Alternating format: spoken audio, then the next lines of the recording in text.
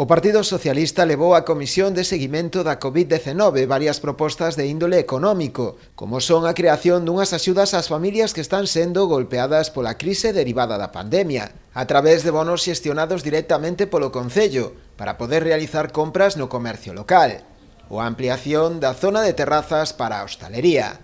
Trátase de medidas necesarias que agora, segundo eles, é necesario poñer en marcha, polo que instan a alcaldía a activalas o antes posible. Creemos que é o momento de demostrar para que estamos en política local.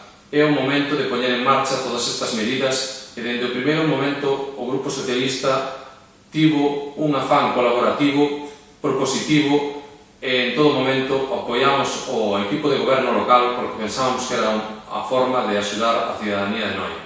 Por eso lle pedimos que todas estas propostas debatidas xa en comisión se poñan en marcha o antes posible.